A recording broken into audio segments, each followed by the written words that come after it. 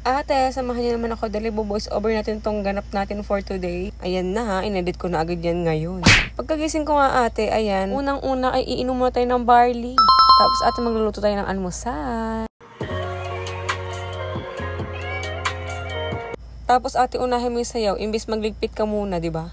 Ako lang ba yung kapag maglilinis ng kwarto, ay kailangan pa ng sound trip? Alam kong ganyan ka rin ate, umaming ka na. Tapos imbis bibilis yung ginagawa mo ate, mas halong tumatagal kasi inuuna pa yung pagsasayaw-sayaw mo dyan. Habang nililipit nga ako dyan ate, iniisip ko na talaga yung mga gagawin ko ngayong araw. Kahit alam mo naman yan ate, iniisip mo pa. Si bakla, sasayaw na naman, tignan mo. Pila naman ni Bading yung pagsasayaw niya oh. Pagpasensya niyo na nga muna yung kwarto ko ate. Alam ko namang maliit yan. Kwarto ko pa ng pagdadalaga yan ate. Matagal ko na nga yung binabalak magsarili ate. O baka ibang magsarili ang iniisip mo ha. Huwag ka mag-alala ate, kahit maliit yung kwarto ko, sobrang linis niyan. Wala kang makikitang bahid ng alikabok dyan. May lang. Pagkas nga maglinis ate, ayan, magtutupi naman ako. Ihanda ko na rin pala yung mga susuotin ng mga anak ko.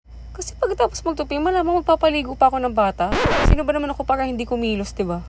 Sino mag-aasikaso dyan? Malamang ako din ate. Alangan ikaw, diba?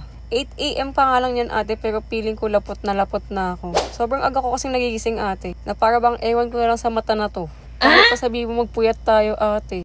5 or 6 AM gigising na tong mata na to. After ko nga magtupi ate, ayan, bubuksan ko naman yung aircon. Para kapag tapos kong paliguan yung mga anak ko, malamig na yung kwarto. Pagtapos ko naman sila paliguan ate, ayan, malamang, bihisan mo bakla. Lotionan mo muna, para hindi mag-dry yung balat. Inuuna ko nga palaging asikasuhin si Miguel. Kasi ate, lamigin yan. Hindi yan kagaya ni Ate Sydney. Pinaglihiba naman sa yelo eh. Akala mo si Frozen. Sobrang bilis ng transition dito sa pag-i-edit no? Sana talaga ganito lang kabilis magpaligo ng bata.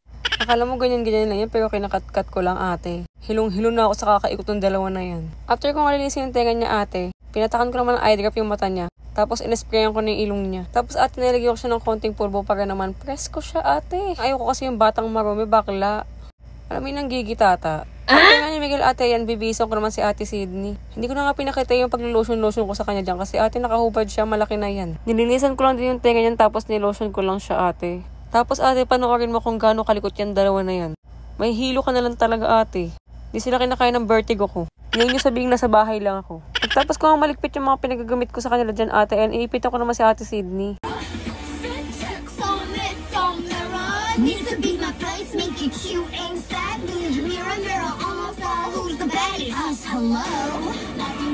Tatahitahimik lang yan, pero singer yan. Dito nga ate, pinalbusan ko lang din yung mukha niya sa yung likod niya. Tapos kumanta-kanta na kaming dalawa.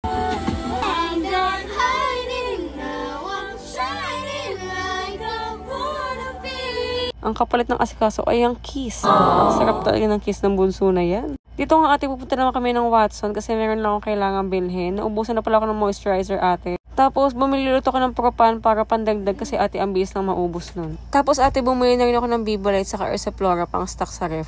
After namin sa Watson ate, ayun, pumunta kami ng Baker's Fair para bumili ng favorite kong hopya. Tapos ate, bumili rin ako ng favorite nilang siomai. Tinake out ko lang dahil hindi mami kasama si Ate Sydney. Pag uwi nga ng bahay ate, ayan, gagawin naman namin yung mga kailangan namin gawin habang ka-video call namin ng daddy. And yun lang for today's vlog. See you on my next one. Bye!